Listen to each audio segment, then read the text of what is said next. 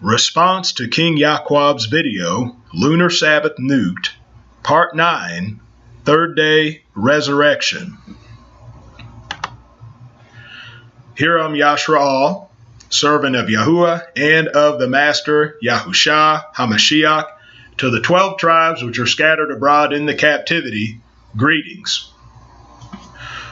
Well, shalom again, brothers and sisters, and you're going to have to forgive me because in the last video speaking about the heart of the earth, I got so excited at the end about speaking of the 3 days and the 3 nights that I forgot to just come right out and tell you what the heart of the earth is. And so the heart of the earth, Yahushua said that the Son of Man would be 3 days, 3 nights in the heart of the earth. Where did all this take place? Where was he delivered up? Where was he impaled? Where did he raise from the dead?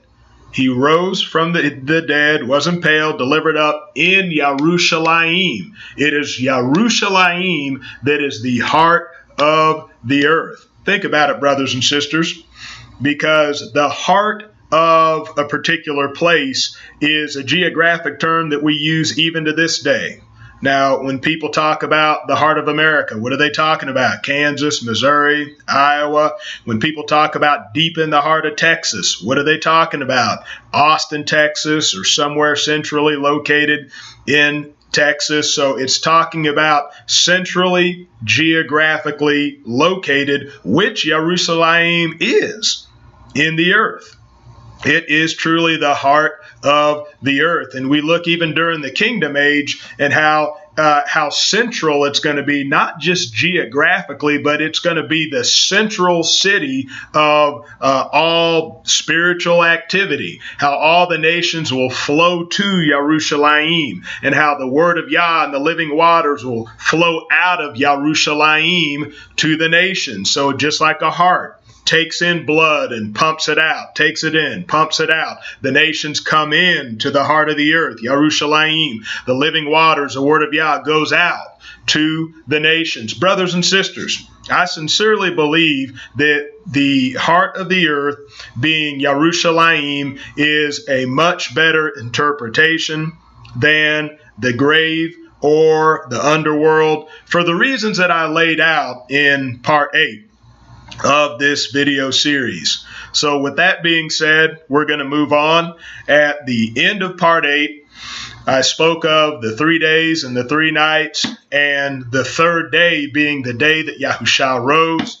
And so some of you may have had a problem with that, because him raising from the dead that day is just a short period of the day he was into when that took place. And so you may ask, well, why would that count as a day? You remember with inclusive reckoning, which I'm going to present here in point 1 of this video, that Hebraically speaking, that if you're into any part of the day, that you can count that as a full day. I'm going to prove that to you through the scriptures, that even him raising from the dead early that day, that would count as a day for the 3 days and the 3 nights, that it did not necessarily have to be 72 hours like we count it with our Western mind. We think 3 days, 3 nights. We immediately think 3 24-hour periods, 72 hours. I'm going to show you through the scriptures that's not how they counted it.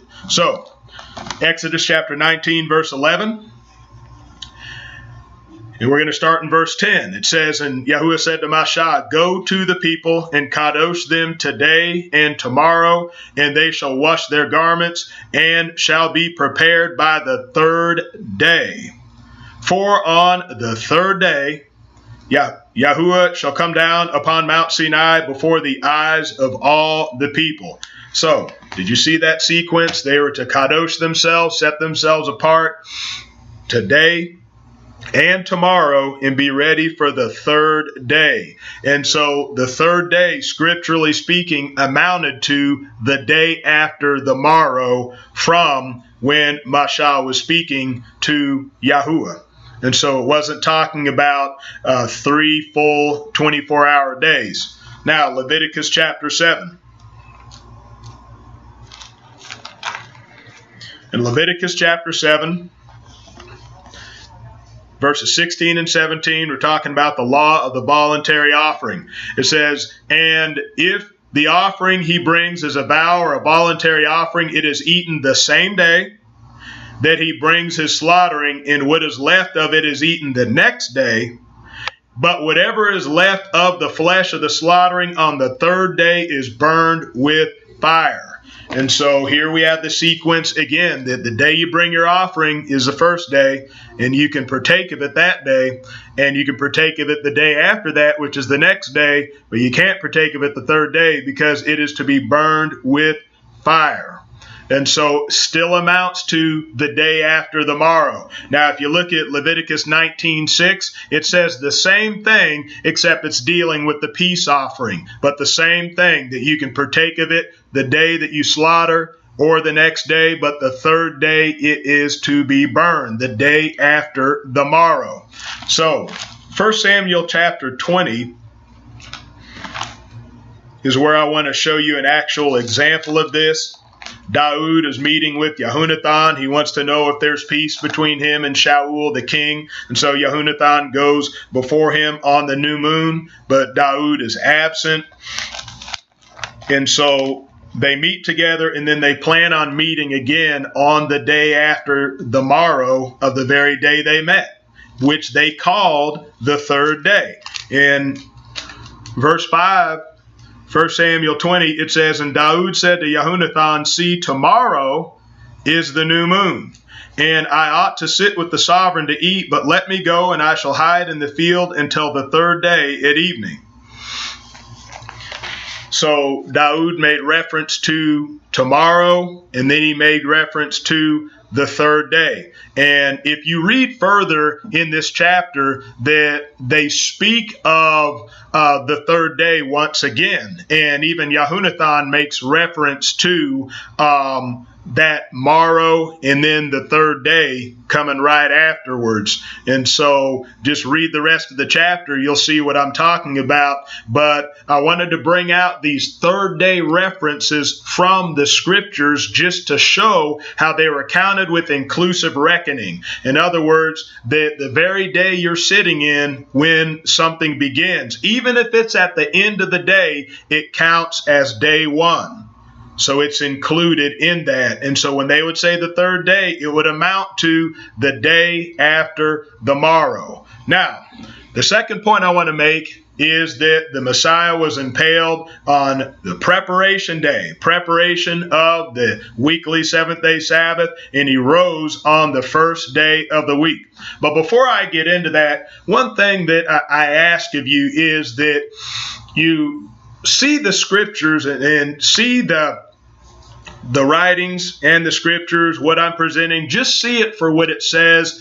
Do your best to see it for what it says without prejudice. And I say without prejudice because the way that I'm bringing it out to you, to many of your minds, you may be thinking, oh, that's how the Roman Catholics count it. And so it must be wrong, because so much of those of us that are in this Restoration Truth movement, we're so adamant about coming against Catholicism and Christianity that sometimes we don't realize that not every single thing that they teach is wrong. I mean, hey, our suit's wrong because the mafia wears them. The Roman Catholic Church, they wouldn't have the power that they have to deceive if they didn't have some things right.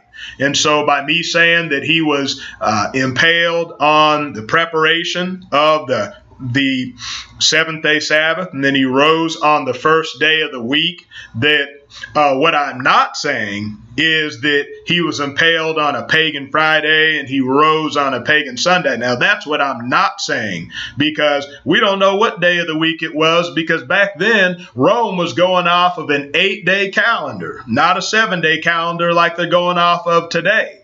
And so that would be pure speculation to know what days of the week it was, but scripturally speaking, that he was impaled on preparation day, the day before the seventh-day Sabbath, and he rose from the dead on the first day of the week, which would be the third day.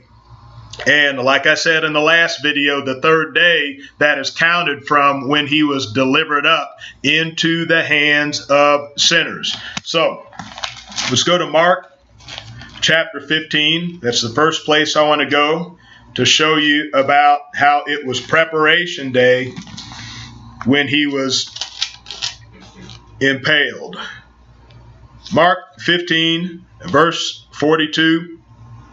It says, "And when evening had come, because it was the preparation day, that is, the day before the Shabbat, Yosef of Ramathaim," verse 43, "a prominent council member who was himself waiting for the reign of Elohim, came boldly, went into Pilatus, and asked for the body of Yahushua." So it tells you what preparation day is right here, the day before the Shabbat.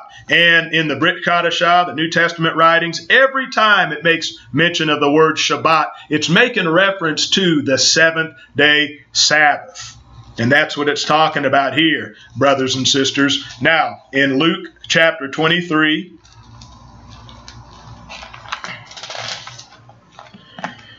now this is after Yosef of Ramathaim had requested the body. In verse 53, Luke 23, it says, "And taking it down, he wrapped it in linen and laid it in a tomb hewn out of the rock where no one was yet laid. And it was preparation day, and the Shabbat was approaching." And so once again, the day before the Shabbat, the day before the weekly Shabbat, when it says the Shabbat was approaching, it's talking about the seventh day Sabbath. Because we could jump down to verse 56, and it says that these women who were watching, it said, "And having returned, they prepared spices and perfumes, and they rested on the Shabbat according to the command." So that further shows it's the seventh day Sabbath that it's making reference to, brothers and sisters. Now, in John chapter 19, we're going to read verse 31.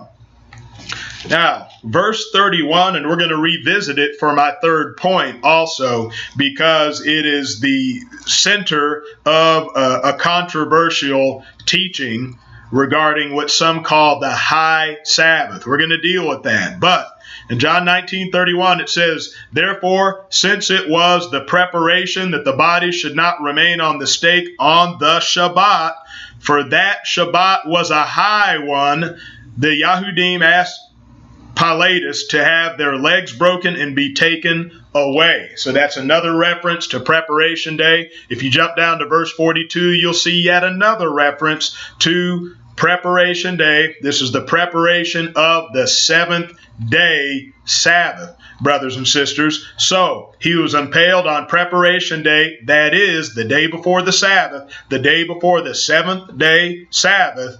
And if we go to Luke chapter 24, we're going to see when he was raised. Now in Luke chapter 24, it says verse 21 up on the slide, but we're going to start in verse 18 to set the context. It says, "And one of those whose name was Cleopas answering said to him, 'Are you the lone visitor in Jerusalem who does not know what took place in it these days?' And he said to them, 'What?'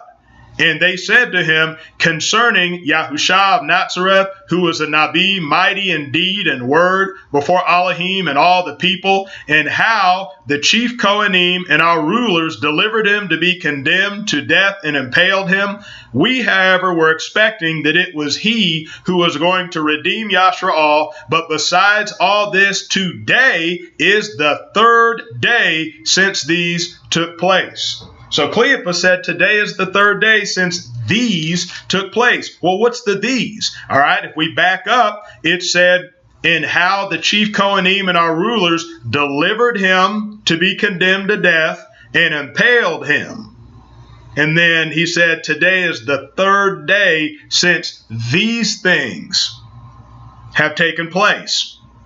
And he even mentioned where it took place, in the heart of the earth, in Jerusalem. And so here he covers the whole sequence, just like I talked about in the last video, showing that when he was delivered into the hand of sinners, that was the starting point of the 3 days and the 3 nights. And so, brothers and sisters, with Cleopas saying that today is the third day, brothers and sisters, the way that I'm bringing it to you is the only way that'll work. unless Cleopas lied. I mean, let's look at it the way that many of you have been taught and the way that I was taught at one time. Now, what you're taught is this 72-hour entombment of Yahusha, where he was impaled on a pagan Wednesday and he rose on the pagan Saturday. And so the 3 days and the 3 nights, this is how the teaching goes, that you have pagan Wednesday, and they may start in the night. So let's just say you got pagan Wednesday night, and then you got pagan Thursday, and you got pagan Thursday night, and then you got pagan Friday, and then you got pagan Friday night, and then you got pagan Saturday. And the way the teaching goes is right after the Shabbat ended, that Yahusha had rose at that time. And so, brothers and sisters, if you count it that way, then even if you count at the time of his death, that Cleopas wouldn't be saying that this is the 3rd day since these things took place, but he would have said this is the 4th day since these things have taken place. There's no way he could have said that this is the 3rd day that these things have taken place if you're trying to interject a high Sabbath in the mix here. And that's what I'm going to deal with in point 3, that he was impaled on the preparation day of the 7th day Sabbath. He rose from the dead on the 1st day of the week, and there was no high Sabbath that was mixed in. And so with that, let's go back to John chapter 19. Let's read that one more time. John 19:31. Therefore, since it was the preparation that the body should not remain on the stake on the Shabbat, for that Shabbat was a high one, the Yahudim asked Pilatus to have their legs broken and take away. This is where the teaching of the high Sabbath comes in, brothers and sisters. And that's how I learned it. When I first learned to keep the festivals, and whenever it would be the Feast of Unleavened Bread, or Feast of Weeks, or Tabernacles, any feast, we would call the days of the convocation where we were to do no servile work, we will call those the high days. We will call those the high Sabbath days. That's how I learned it. But really, brothers and sisters, there's no scriptural basis for doing so. That's a tradition. And I'm going to show that to you. Turn to Leviticus chapter 23. In Leviticus chapter 23, verses 6 through 8, the word reads, And on the 15th day of this month, which is the festival of Matzot to Yahuwah, 7 days you eat unleavened bread. On the 1st day you have a Kodesh gathering, you do no servile work, and you shall bring an offering made by fire to Yahuwah for 7 days. On the 7th day is a Kodesh gathering, you do no servile work. Brothers and sisters, where's the word Sabbath in here? Where's the word high Sabbath in here? It's absent. You will not see the word Sabbath or high Sabbath with the festival of unleavened bread or the festival of weeks, Shavuot, brothers and sisters. In fact, the only place where you will even see the word Sabbath, and it's not connected to the weekly 7th day Sabbath, is if we jump down to verse 23, and I'm going to read it to you, read about Yom Teruah. It says, And Yahuwah spoke to Mashah, saying, Speak to the children of Yashra'al, saying, In the 7th month, on the 1st day of the month, you have a rest, a remembrance of blowing of trumpets, a Kodesh gathering. When it says you have a rest, that there are some versions that say you shall have a Sabbath. Okay, there's this word Shabbathon. It's not the exact same word as Shabbat, but this word Shabbathon, this is the word for Sabbath that you will see connected with the 7th month feast. You'll only see that connected with the 7th month feast. You'll never see that all throughout the scriptures connected with the festival of Matzot, the feast of unleavened bread. And so that was my point with it, brothers and sisters, is that there is no high Sabbath that is connected to the Feast of Unleavened Bread apart from the seventh-day Sabbath. So, brothers and sisters, in John 19:31, when it says that Shabbat day was a high one, that word high in the Greek, all it means is great, that was a great day. Well, brothers and sisters, why was that day a great day? Why was that particular Sabbath day, that particular weekly Sabbath, a great day? Well, let's go to Exodus chapter 13 and we'll see. In Exodus chapter 13 and verse 3, the word reads, "And Moshe said to the people, remember this day in which you went out of Mitzrayim, out of the house of slavery, for by strength of hand Yahuwah brought you out of this place, and whatever is leavened shall not be eaten." So remember this day.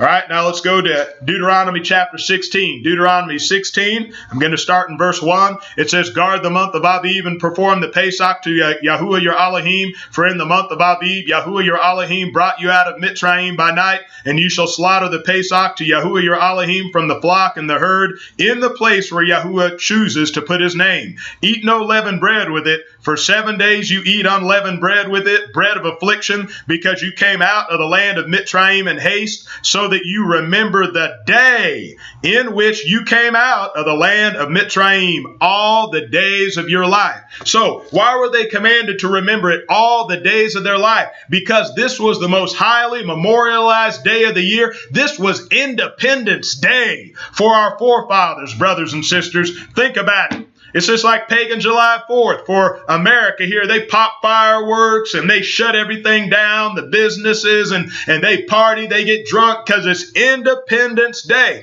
Think about Cinco de Mayo and how the Mexicans and how they celebrate that day. It's a great day for them. Likewise, that Sabbath day, John 19:31, that Sabbath day was a great day. Why? Because it was also the first day of the Feast of Unleavened Bread, Aviv 15, which was Independence Day for our forefathers, an Independence Day unto us as well that are in the captivity, because that's what Yahuwah was known for. Yahuwah who brought the children of yashra'al out of the house of bondage with a high hand.